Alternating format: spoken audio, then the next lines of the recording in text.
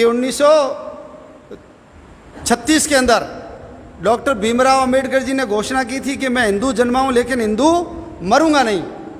और जब ये बात सारे मुल्ला मौलवियों को, पादरियों को पता लगी तो वो सब उनके पीछे लगे। क्यों? क्योंकि मुसलमान चाहते थे कि ये मुसलमान बन जाए तो इनके जितने अनुयायी वो सब क्या बन जाएंगे? मुसलमान बन जाएंगे। उस समय देश में 18 करोड़, देश के अंदर 8 करोड़ SC और ST के लोग थे।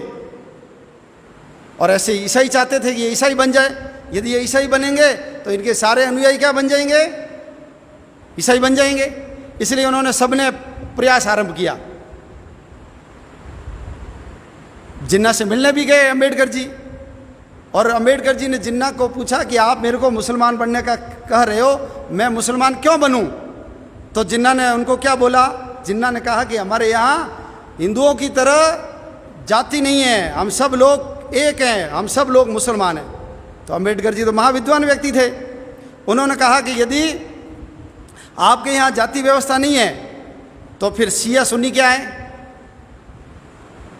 फिर मुकल्लिद और गैर मुकल्लिद क्या है, फिर हनफी क्या है, देवबंदी क्या है, बरेलवी क्या है, हयाती क्या है, ममाती क्या है, अहमदिया क्या है, खोजे क्या है, बोहरे क्या है, शेख, सैयद, मुगल, पठान, तुर्क, खिलजी, सिंधी, कुरैशी, अंसारी, भिस्ती, कसाई, तेली, घोसी, जुलाहा, बारह टोपी और ये कल्लर और भैया, ये क्या है? तो अंबेडकर जिन्ना को समझ में आ गया कि इस व्यक्ति को नॉलेज है। और तुम सब कहते हो कि हम मुसलमान सब एक हैं, तो फिर तुम्हारे इतने सारे ज़्यादा देश क्यों? तुमको एक ही देश बना लेना चाहिए। और क्यों तुम ये जो इराक और ईरान है, ये दोनों मुसलमान देश होते हुए भी क्या कर रहे हैं? आपस में लड़ रहे हैं। तो एक तो हो ही नहीं तुम। और ये जो हैदराबाद का नवाब था उस्मान अली, उसने तो पूरा पिटारा खोल दिया था। अंबेडकर जी को कहा यदि आप मुसलमान बन जाते हो तो मैं, आप जितना पैसा चाहिए मैं आपको पैसा दे दूंगा, आपके गरीबी दूर करने का, बाहर भेजने का, पढ़ाई करवाने का, विदेश में भेज करके सारा करूंगा।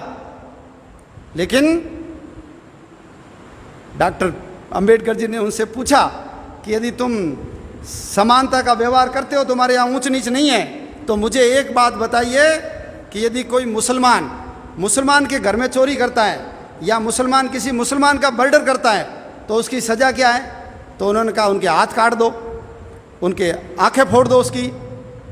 तो डॉक्टर अंबेडकर जी ने अगला सवाल किया, यदि यही है और यदि मुसलमान ये काम किसी हिंदू के साथ करता है, हिंदू के घर में चोरी करता है या हिंदू के किसी व्यक्ति की हत्या करता है, तो तुम्हारे कुरान में क्या लिखा हुआ है, मुसलमान उनको क्या सज़ा देगा?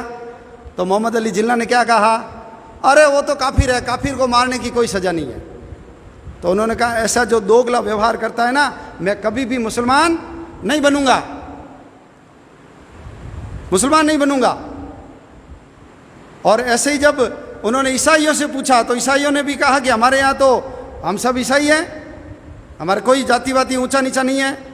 तो अंबेडकर जी ने कहा रोमन क्या होता है, कैथोलिक क्या होता है, लैटिन कैथोलिक क्या होता है, प्रोटेस्टेंट्स क्या होता है, लूथरन्स क्या होता है, मोरमन्स क्या होता है, सेवंथ डे एडवेंटिस्ट क्या है, जैकोबाइट्स क्या है, नेस्टोरियंस क्या है।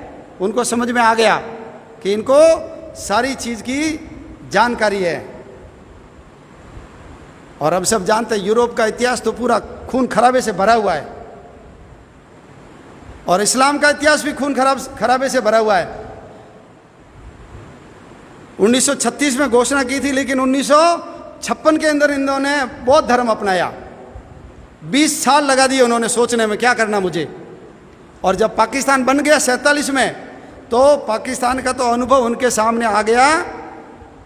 उन सबको पता लग गया कि जितने SC और ST के लोग पाकिस्तान में रहे थे, उन सब के साथ मुसलमानों ने दुर्व्यवहार किया, उनको मारा, उनका बलात्कार किया, उनको जबरन उनका धर्मांतरण करवाया।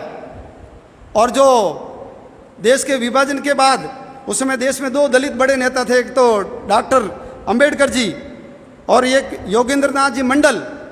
तो अंबेडकर जी भारत में रहे, लेकिन योगेंद्र नाथ मंडल कहाँ गए? वो पाकिस्तान, जिसको आज बांग्लादेश कहते हैं, पूर्वी पाकिस्तान, उसमें चले गए। इनको मना किया था कि आप वहाँ मत जाइए, लेकिन उसने कहा नहीं, मैं वहाँ जाकर के वहाँ के दलितों की स्थिति सुधारूंगा।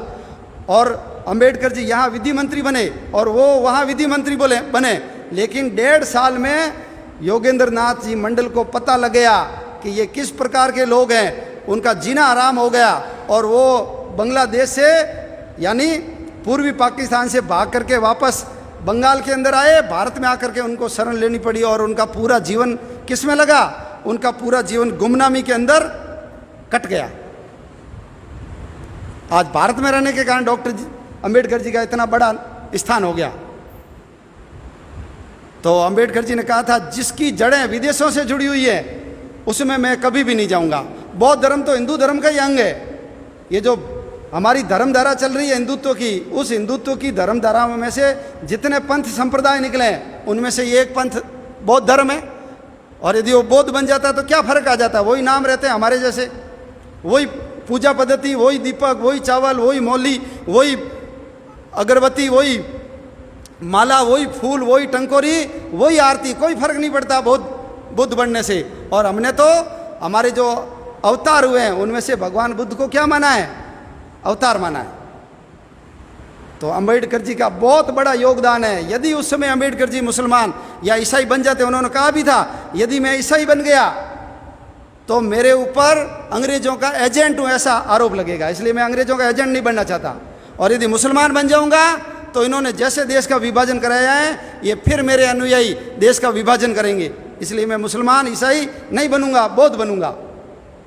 इसलिए डॉक्टर अंबेडकर जी का हमारे ऊपर ऋण है और उनके कारण ही आज ये भारत बचा हुआ है। यदि वो बन जाते ना मुसलमान तो 1947 आता ही नहीं, उससे पहले ही देश का विभाजन हो जाता। और ये अभी जितनी ज़मीन गई ना उससे ज़्यादा ज़मीन हमारे हाथ से चली जाती। और ये सारे जितने हमारे दलित बंधु हैं ये सारे आज मुसलमान बन करके हिंदुओं के खून के प्यासे बन जाते। तो ये बहुत बड़ा पाप होने से रोकने का काम यदि किसी ने किया है तो ये डॉक्टर भीमराव अंबेडकर जी ने किया है। इसलिए हम सब लोग उनके ऋणी हैं। अशोक जी सिंघल ने कहा है हम सब लोगों को इन लोगों के चरण छूने चाहिए। क्यों? डॉक्टर अंबेडकर जी ने कहा था कि मैंने इतिहास पढ़ा है, 6वीं शताब्दी से पहले भारत के अंदर छुआछूत नहीं थी, ये मुगलों के आने के बाद हुई है छुआछूत।